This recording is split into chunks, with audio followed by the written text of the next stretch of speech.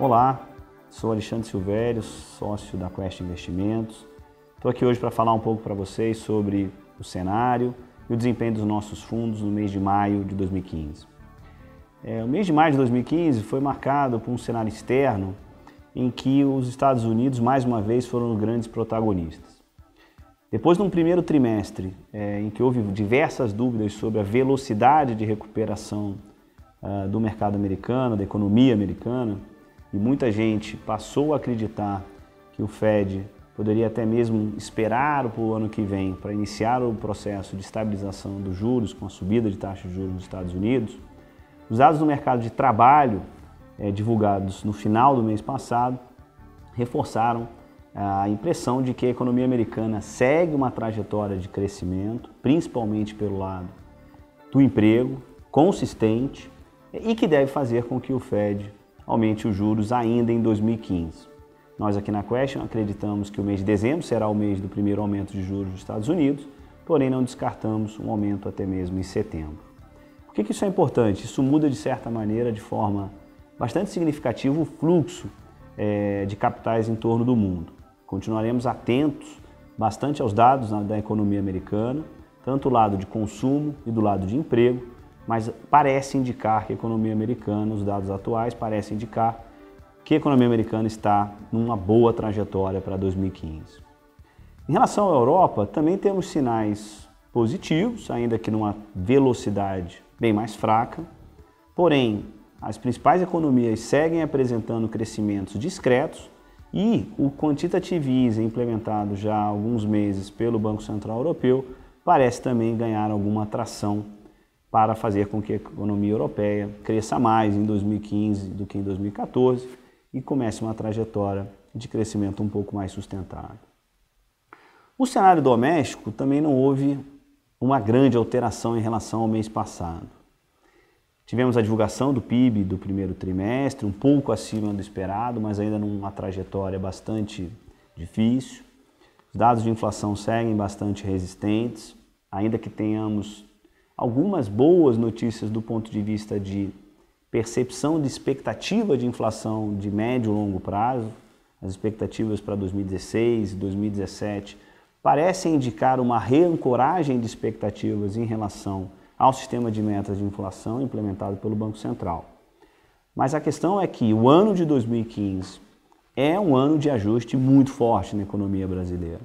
Estamos no meio de um processo de uma restrição fiscal bastante elevada, que deve fazer com que, combinada com uma política monetária bastante restritiva também e os juros caminhando para o patamar próximo a 14%, possivelmente o Banco Central ainda fará alguns ajustes na taxa de juros nos próximos meses, isso faz com que a expectativa de crescimento da economia brasileira para esse ano seja de uma recessão, ou seja, de um PIB negativo. No nosso caso aqui, acreditamos num PIB em redor de menos 1,5% para o ano que vem, para esse ano, e não descartamos a possibilidade de que em 2016 nós tenhamos uma economia perto do zero de crescimento. Isso tudo para fazer com que realmente haja esse rearranjo da matriz econômica brasileira, extremamente necessário para que a economia volte para os trilhos a partir de 2016 e 2017.